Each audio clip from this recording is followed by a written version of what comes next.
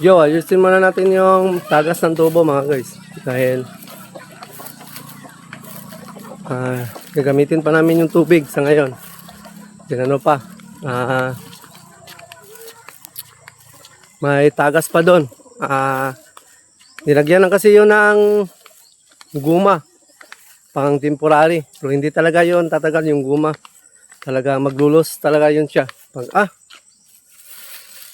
Yun pala. Okay. Pamputol pala. Limutan ko. Kuha muna tayo ng pamputol. Natin yung ikabit.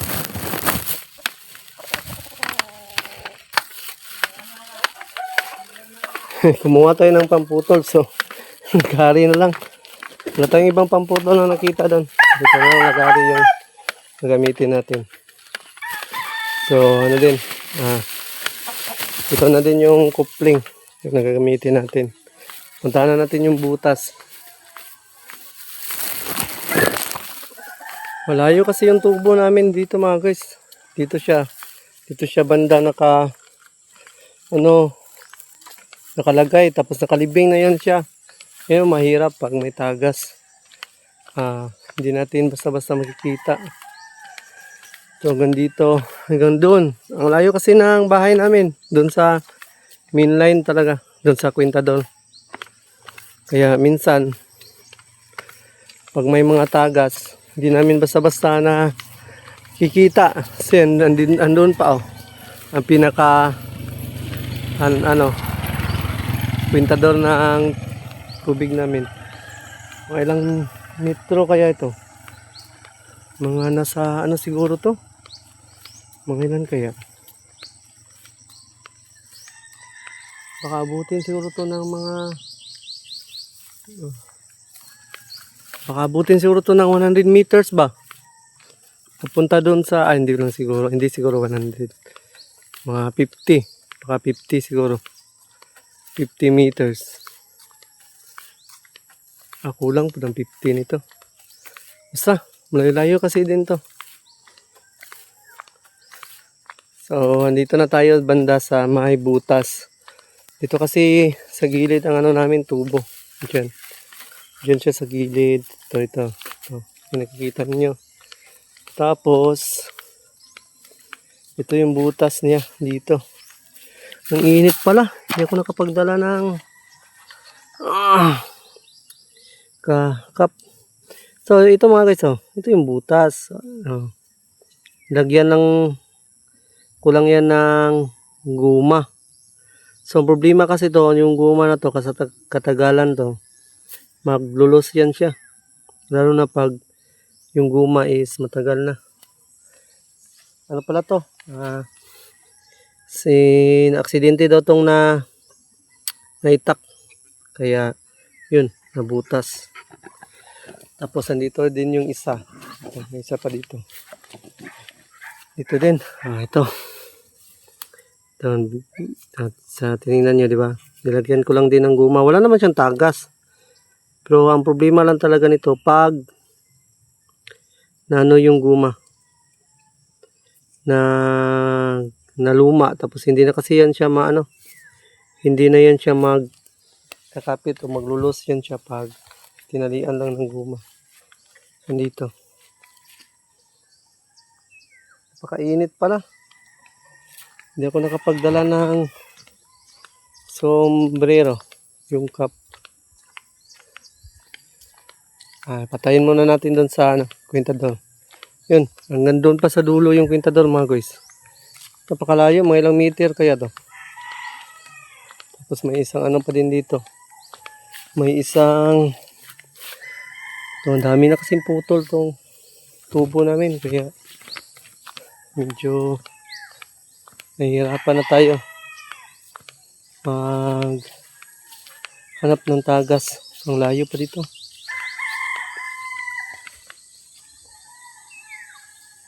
Dito mga guys, sinigaan to ng iwan. Nandyan sa ilalim din yung tubo namin. Buti na lang hindi na sunog yung tubo. Nasunog yun Napakalaking problem.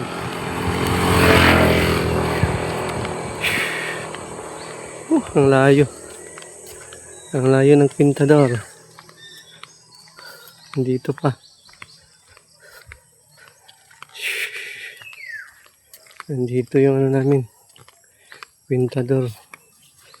Ng tubig. Check natin. Yan, may putikot pa. Baka may ibang tagas siguro nito ba. Check natin yan mamaya kung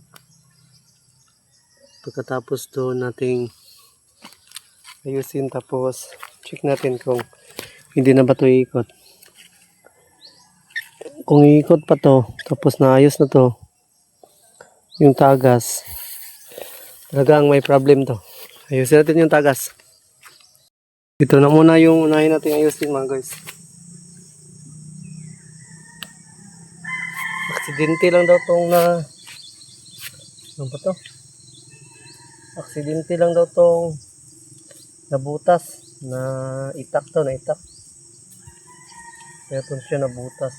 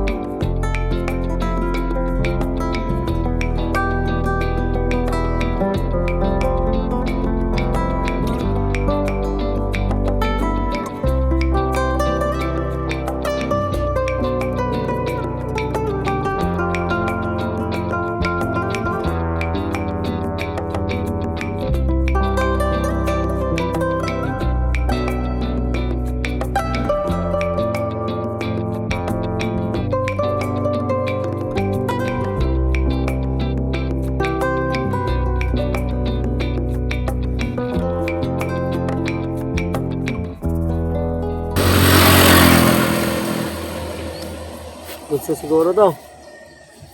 Yung isa naman.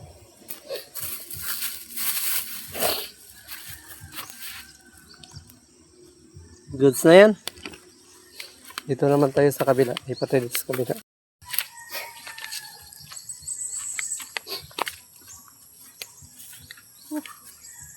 Ito na naman yung ayusin natin mga guys. Itong isa. Tapos na tayo doon sa kabila. So, dito naman tayo sa Dalawa kasi itong butas. Yan. Dalawa yung dapat natin ayusin.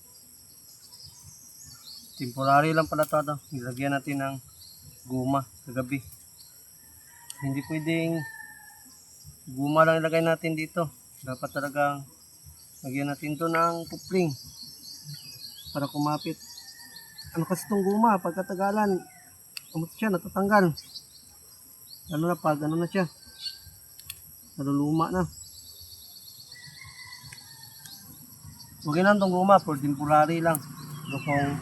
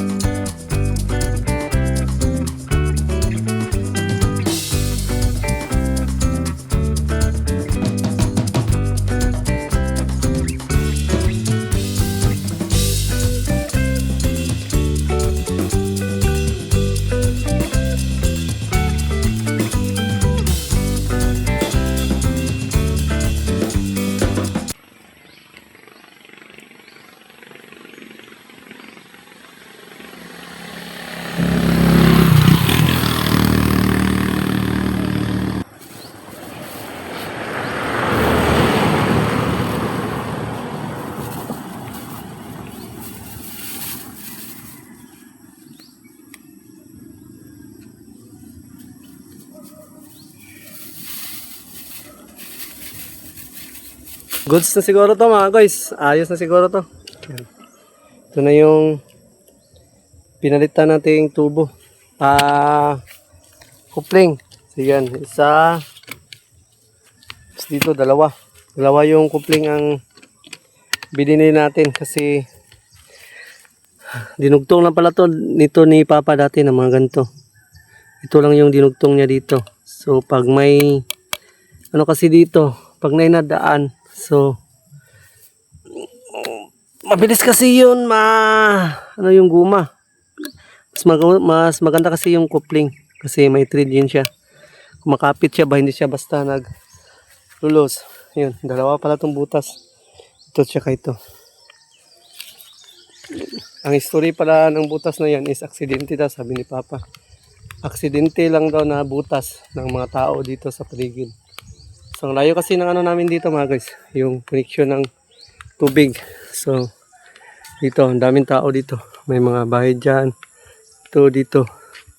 Pero yung sa amin doon sa palooban. Kaya hindi namin nababantayan. Hindi namin alam kung sino at anong purpose nila, bakit nabutas.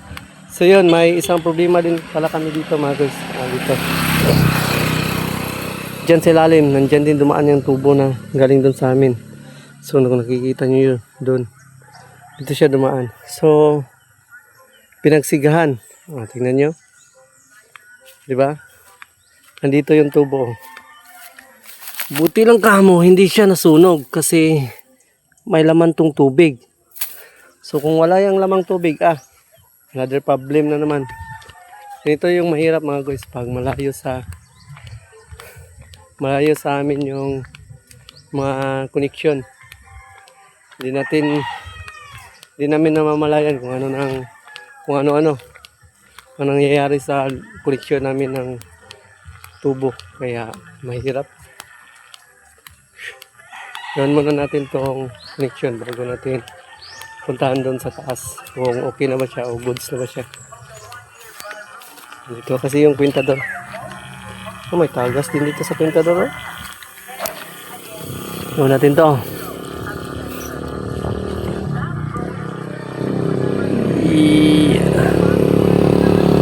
Nakaon na siya mga guys. Matakbo na siya ang kwintador natin. So, puntahan natin doon sa pinalitan natin ng coupling kung hindi ba siya tumagas para maayos natin yun kung may tagas ba.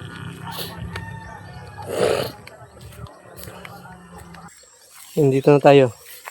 Check natin yung pinalitan natin ng wala siyang tagas doon sa kabila.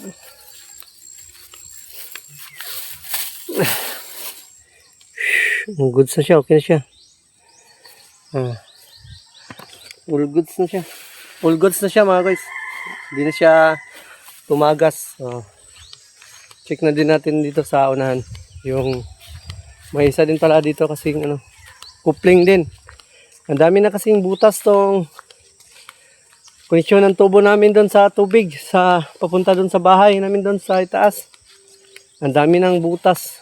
Kaya ang daming nilagay na coupling. Mas maganda sana talaga kung wala itong mga butas. Para hindi siya nag-ano ba. May coupling din dito. Wala siyang tagas. Mas maganda talaga kung walang butas kasi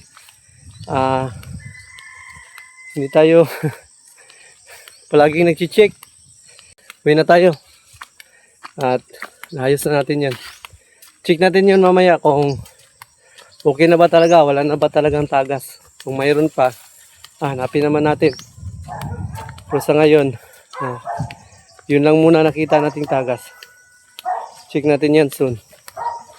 Kung saan ba talaga dapat ayusin.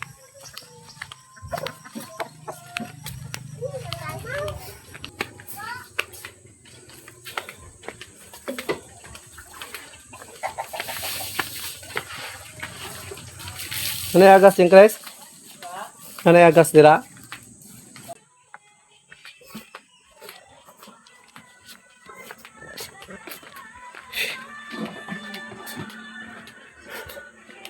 Check natin dito sa amin sa baba kung nabot na ba yung tubig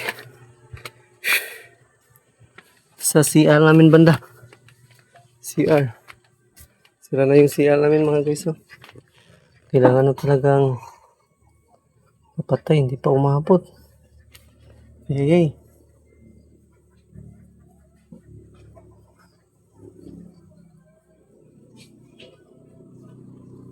Problem to. Ayan na. Dito na pala. Umabot na pala.